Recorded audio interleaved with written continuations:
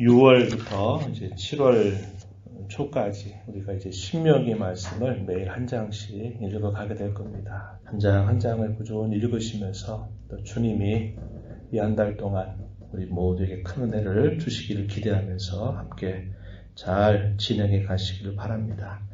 신명기 말씀은 두 번째 주어지는 하나님의 명령, 그런 의미를 담고 있습니다. 다시 신자를 씁니다. 다시 주어지는 명령을 기록한 것, 이걸 신명기라고 말합니다. 저도 처음에는 이 신명기 어떻게 생각했냐면 하나님께서 명령하신 것을 기록해 주었다 이렇게 이해했는데, 이 신자가 신신자가 아니라 다시 신자입니다. 왜 다시 하나님의 말씀이 주어지는가?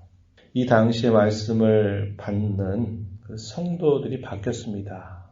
애굽에서 처음 나온 세대들은 광야 40여 년 가까운 시간을 보내면서 다 엎드러지게 되었고, 생존자는 여호수아와 갈렙, 그리고 이 광야에서 새롭게 태어난 광야 세대들이 주를 이루고 있습니다. 그래서 지나간 자신들의 부모 세대에 어떠한 일이 있었는가를 회고하게 하고, 또다시 그들에게 동일한 말씀이 주어지면서 앞선 부모 세대의 실수들, 그것을 답습하지 말고 이제 앞으로 행할 모든 걸음에 있어서 하나님의 명령을 마음에 잘 새겨서 하나님이 약속하신 땅 가나안을 향해서 들어가라. 그러한 말씀을 전달해 줍니다. 역사에 대한 안목을 길러준다는 거죠. 과거에 대한 회고, 그리고 앞을 향한 기대의 내용들을 잘 기록해주고 있는 성경이 신명기입니다. 코로나19 상황을 우리가 겪어가면서 이 코로나19 상황 이후에 우리가 어떠한 삶을 살아갈까 하는 것은 오늘 우리가 어떠한 마음가짐과 태도를 가지고 살아가느냐에 따라서 우리의 가는 걸음이 달라지게 될 겁니다. 작년 12월 말에 발생이 돼서 한 6개월 가까워지는 시간이 지나가는데, 우리 자신도 그러하고 교회도 그러하고 나라적으로도 그러하고 전 세계 여러 나라들도 이 코로나19 상황을 겪어가면서 많은 시행착오를 겪어왔습니다. 이렇게 했더니 안 되겠구나, 이걸 깨닫게 될 때는 그 길을 빨리 수정해서 정책을 바꾸고 하는 일들을 우리가 꾸준히 해온 겁니다. 아쉬움도 남고 또 후회도 남지만 그것을 되돌아보고 우리의 지금 가야 할 길을 잘 점검하는 것이 지금 우리에게 필요한 가장 중요한 자세일 것입니다. 마찬가지로 이 말씀을 받고 있는 당시의 광야 세대들에게 있어서도 동일한 자리에 있다는 것을 우리는 알게 돼요. 이 신명기의 말씀은 길게 3편의 설교로 구성이 되어 있고, 마지막 부분은 하나님께서 옛적의 부모 세대의 호렙산 시내산에서 그들과 세웠던 언약을 모압 땅, 가나안의 접경지대에 있는 그 땅에서 다시 언약을 갱신하는 것으로 이 신명기의 마지막 부분이 끝납니다. 이걸 두고 다르게 뭐라고 말하냐면 모압 평지에서 언약을 다시 체결했다. 그래서 이것을 모압 언약이다 이렇게 부릅니다. 내용에 있어서는 차이가 없어요. 차이가 없지만 그들과 직접 또 하나님께서 언약을 갱신하는 일들을 통해서 그들이 언약의 백성이라고 하는 사실, 하나님은 그들의 걸음을 인도하고 그들은 하나님의 인도를 따라서 순종할 자들로 살아갈 것을 다시 깨우쳐 주는 부분이 이 신명기 마지막 부분에 이어지고 있습니다. 우리가 읽지 않은 1절로부터 18절의 내용은 어디에서 이 말씀이 기록되는가에 대한 이야기를 해줍니다. 조금 전 말씀드렸던 것처럼 가나안 접경 지역인 모압 평지에서 새로운 세대들에게 지나간 역사 속에 하나님이 행하셨던 일들, 조상들이 실수했던 그런 부분들을 그들에게 상기시키면서 그들이 여전히 언약의 백성으로 하나님 앞에 서 있다. 하나님께 헌신하고 충성스러운 사람이 되라 하는 것을 전달하기 위해서 이 말씀을 기록한 것입니다. 그래서 모세는 첫 번째 설교를 시작하는데 이 내용이 1절로부터 4장까지 쭉 이어집니다. 그러면서 가장 먼저 첫 번째 설교에서 언급하는 것, 시내산 언약을 그들에게 회고합니다. 8절에 보면은 여호와 하나님께서 시내산에 있을 때 그들에게 하셨던 말씀을 기억나게 합니다. 내가 여호와 하나님 말합니다. 너희의 조상 아브라함, 이삭, 야곱에게 맹세하여 그들과 그들의 후손에게 주리라 한 땅이 너희 앞에 있다. 들어가서 그 땅을 차지해라. 이런 명령을 회고하고 있습니다.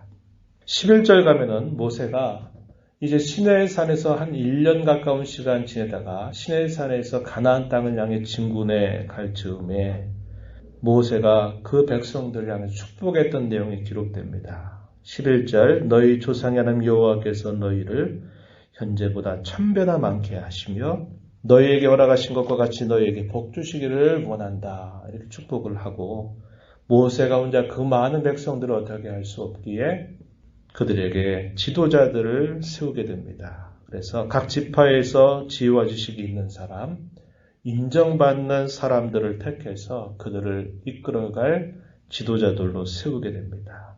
천부장, 백부장, 50부장, 10부장, 조장 이렇게 이들을 세워요.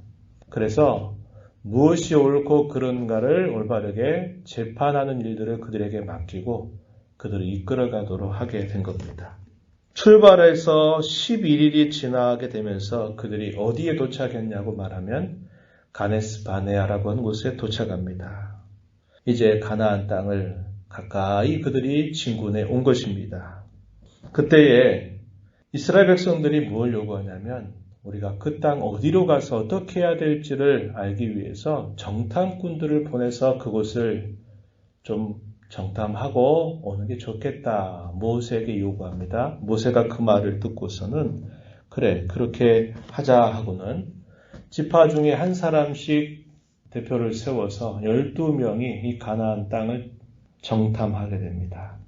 그러면서 그들의 보고가 동일하게 같은 보고를 드리죠. 25절 보면 우리 하나님 여호와께서 우리에게 주시는 땅이 참 좋다. 이렇게 하는 일에 있어서는 다 공통적인 보고를 드리는데 거기에서 우리가 잘 기억하는 것처럼 민수기에 보니까 그런데 이건 좋긴 좋은데 그 땅에 우리가 들어가서 차지한다는 것은 불가능한 일이다. 이렇게 정탐꾼들의 의견이 모아집니다. 여호수아와 갈렙 외에 다른 10명의 정탐꾼들은 참 좋긴 좋지만 땅을 차지하기에는 우리가 힘이 도무지 안 된다. 불가능하다. 이렇게 이야기를 하게 되죠. 그 말을 들은 이스라엘 백성들이 그것으로 인해서 밤새도록 잠을 못 자고 통곡하면서 울었다. 이렇게 민수기에서 기록하는데 모세가 회고하면서 이야기해 주는 것 27절에 보면은 이렇게 말합니다. 27절 여호와께서 우리를 미워하심으로 아모리 족속의 손에 넘겨 멸하시려고 우리를 애굽 땅에서 인도하여 내셨도다. 우리가 어디로 가랴 이렇게 말하면서 낙심하는 그들의 모습을 표현해주고 있습니다. 어디에서 그렇게 했다고 이야기합니까? 27절 앞에 보면 장막 중에서 원망하여 이르기를 하나님이 다 들으신다는 것을 우리가 알게 되죠.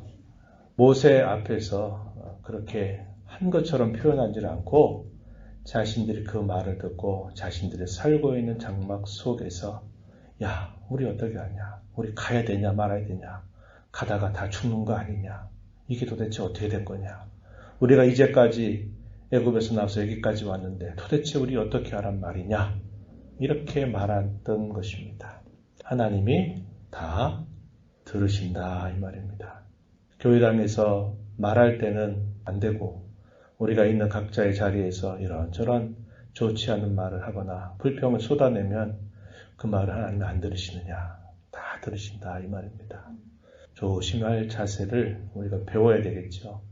장막에서 그렇게 말하는 것들이 결국 하나님을 원망하는 일이 되었고 모세는 그들의 말을 듣고서 공개적으로 이야기합니다. 무서워하지 말아라. 두려워하지 말아라. 하나님 우리에게 약속하시지 않았느냐. 지나온 세월 동안 하나님이 우리에게 어떻게 행하시는지 너희가 다 보고 경험하고 이제까지 온 거 아니냐. 이 사실을 이야기해 줍니다. 30절부터 33절에 하나님이 어떤 분이신가, 하나님이 행해 주신 구원 역사를 어떻게 설명하고 있는지를 우리가 보게 됩니다. 30절 보면 너희보다 먼저 가시는 너희 하나님 여호와, 너희가 가야 할 길을 가나 안 가나 뒤에서 이렇게 보고 그것을 지켜보고 관망하시는 분이 아니라 하나님은 우리가 가야 할 길이 무엇인가를 알지 못하지만 항상 그분은 앞서서 우리의 가야 할 길을 먼저 가셔서 우리가 가야 할 길에 있는 모든 장애물들을 하나하나 다 걷어주시고 우리가 쉴 곳, 마실 곳, 머무를 곳, 또 우리가 가야 할 곳, 이곳을 다 이제까지 인도해 오지 않았느냐. 우리가 이제도 갈 길을 하나님 그렇게 하실 것이다. 이 사실을 이야기합니다. 30절 끝에 보면 이제도 앞으로도 너희를 위하여 싸우실 것이다. 너희를 안아서 이곳까지 이르게 하신 분이 아니냐. 이렇게 또 설명하죠. 그런데 너희가 이 일에 여호와 하나님을 믿지 않는다. 이렇게 이야기합니다.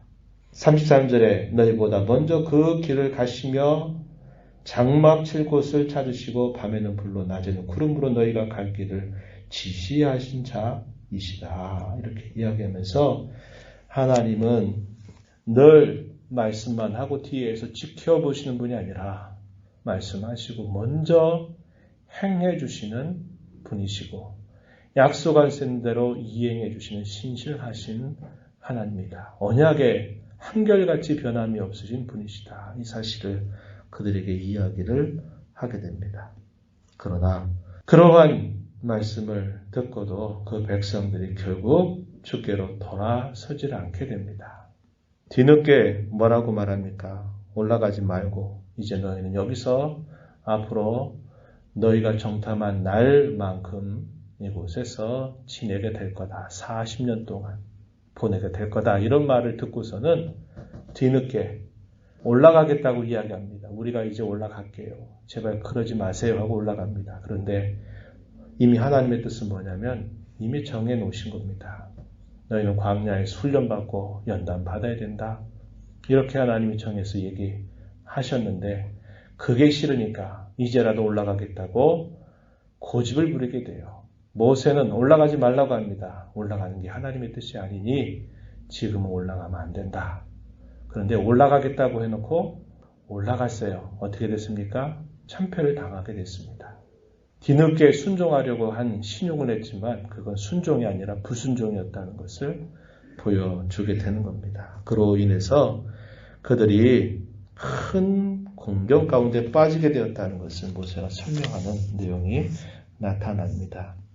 하나님은 언약에 신실하신 분이라는 것을 우리는 다시 배우게 되고 우리도 하나님의 언약의 백성이기에 우리도 하나님 앞에 신실한 자로 살아가야 될 자들이다 하는 것을 우리는 꼭 기억을 해야 합니다. 우리가 가는 걸음은 처음 가는 길이죠. 처음 가는 길입니다. 우리가 어떤 길을 앞으로 걸어가게 될런지 정확하게 알지 못합니다. 6월 새로운 한 달을 받아서 우리가 이 한 달을 시작하면서도 내가 어떤 길을 가게 될지 아무도 알지 못합니다. 그러나 우리는 지나왔던 우리의 과거의 실수와 허물과 연약함을 되새겨서 오늘을 하나님을 가까이에서 그분을 떠나지 않고 그분의 마음을 잘 헤아려서 하루하루의 걸음을 살펴가야만 됩니다. 그렇지 않으면 똑같은 실수를 답습하게 되는 겁니다. 그러나 우리가 하루하루 우리 마음을 말씀에 귀를 기울이고 주님의 마음을 헤아려서 우리의 걸음을 살펴가고자 한다면 우리는 과거에 걸어왔던 걸음을 똑같이 답습하는 게 아니라 극복해 갈 수 있게 됩니다. 이 한 달을 새롭게 우리에게 새로운 기회를 주신 하나님께 감사하면서 하나님 이 한 달 동안 더 하나님 앞에 가까이 붙어서 하나님 마음을 헤아리고 오해하지 않게 해주시고 주의 말씀을 마음에 새긴 자로 살아가도록 도와주시옵소서. 이렇게 간절하게 기도하면서 또 이 한 달을 힘써간 모두가 되기를 축복합니다. 하나님 아버지, 저희들에게 새로운 한 달을 또 열어주심을 감사합니다. 하나님께서 날짜와 연한과 또 일자를 이루게 하시는 것은 우리의 지나왔던 과거의 아픔들, 실수들, 연약함들 이런 것들을 되새기며 또 새로운 시작을 저희들에게 다짐하도록 주신 은혜임을 알게 하여 주옵소서. 새로운 한 달을 시작하며 마치 지나온 40년 광야 생활을 되돌아보면서 앞으로 가야 할 걸음을 살펴갈 때 주의 말씀을 따르고 주님을 가까이 하는 것으로 그들의 삶을 시작해야 됐던 것처럼 이 한 달을 시작하는 저희들 모두가 하나님의 말씀을 더 가까이 하고 주의 마음을 헤아리고 주의 뜻을 분별해서 행하는 결심을 가지고 이 한 달을 살아가게 해주시기를 바랍니다. 똑같은 삶의 실수들을 답습해서 가는 이 달이 되지 않게 하시고 극복하여서 또 새로움을 저희들이 일구어내는 복된 한 달이 되도록 인도하여 주시옵소서. 너의 보좌 앞에 나와 아버지의 은혜를 간절하게 구하는 모든 심령들 품어주시고 간구에 귀를 기울여 주시고 기도 가운데 주님과 교제하는 귀한 시간 되도록 이끌어 주옵소서. 예수님 이름으로 기도하옵나이다. 아멘.